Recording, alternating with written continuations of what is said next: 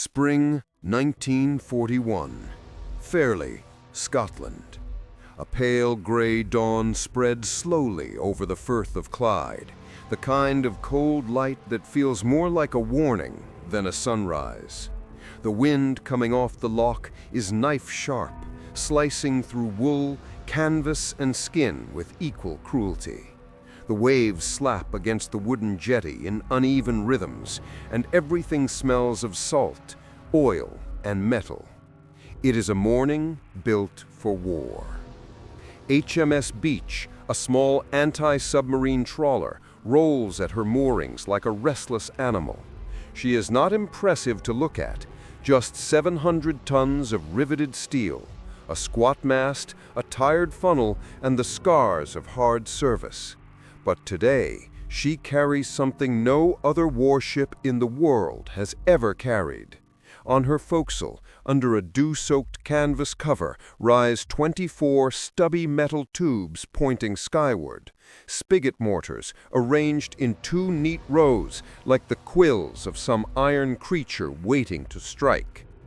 The sailors on board have already given it a name, the bloody Hedgehog.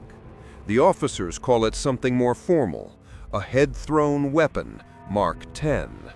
The inventors, Lieutenant Commander Charles Goodeve, chain-smoking, soft-spoken, eyes carrying months of sleepless nights, and a civilian physicist who refuses to wear a tie, even in the presence of admirals, simply call it the answer. You stand on the jetty, breath fogging in the frigid air. Every sound seems magnified. Distant gulls, the groaning of the mooring ropes, the impatient thump of the beach's engines warming. Today is not a drill. Today is the first live test. If this works, the entire Battle of the Atlantic changes. If it fails, no one wants to think about that. Beside you, stamping his feet against the cold, is Captain Gilbert Roberts, head of the Western Approaches Tactical Unit, the man who trains escorts to fight U-boats using chalk, toy ships, and pure genius. Roberts hasn't slept properly in weeks. He watches the sea with red eyes, muttering half to himself, "Depth charges are a bloody lottery. Always have been. You have to run right over the U-boat, lose contact with ASDIC at the worst possible moment, and hope your guess is right. That's not warfare, that's gambling." He gestures toward the covered mortars. But this fires ahead, keeps contact the whole time. 24 bombs in an elliptical pattern 90 feet across, and they detonate only on impact. No more underwater fireworks giving everything away. The wind blows his coat aside as a whistle shrills across the water. "Stand by!" HMS Beach comes alive. The deck crew tears the canvas cover away in one practiced motion, revealing the full deadly crown of spigot mortars. The guns look primitive, almost improvised, short iron tubes welded to a frame, but the simplicity hides lethal precision. Today, the target is an old whale-catcher hull, deliberately scuttled in 30 fathoms of cold Scottish water. A lonely Dan buoy marks its resting place, dancing helplessly in the chop.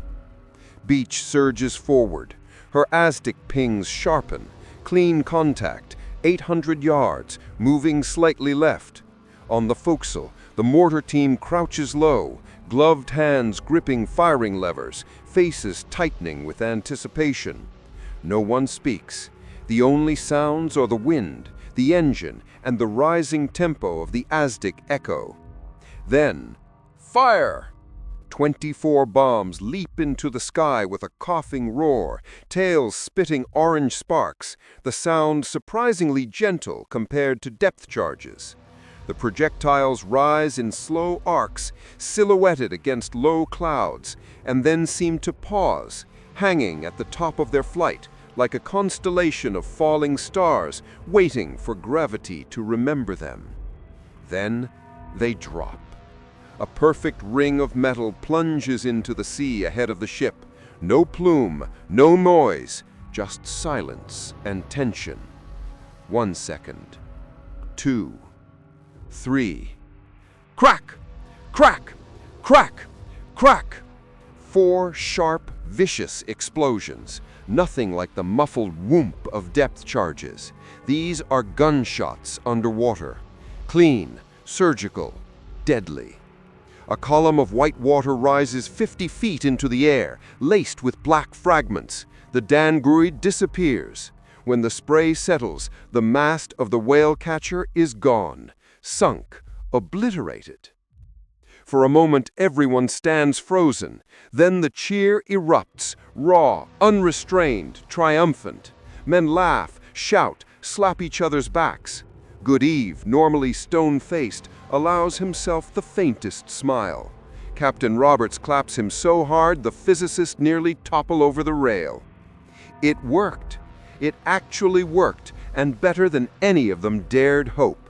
That night, the wardroom of HMS Beach glows with whiskey and relief. Someone chalks a cartoon hedgehog wearing a sailor's cap on the bulkhead, tossing little bombs like grenades. Everyone laughs. The name sticks instantly. But the real celebration happens far from fairly. In a locked room deep inside the Admiralty, a signal officer types a message to Winston Churchill himself. Hedgehog trials exceed all expectations. Accuracy 400% superior to depth charge. Recommend immediate mass production and fitting to all escort groups. Churchill's reply comes back in minutes. Red ink. 2 words. At last. Action this day. Factories across Britain shift gears overnight.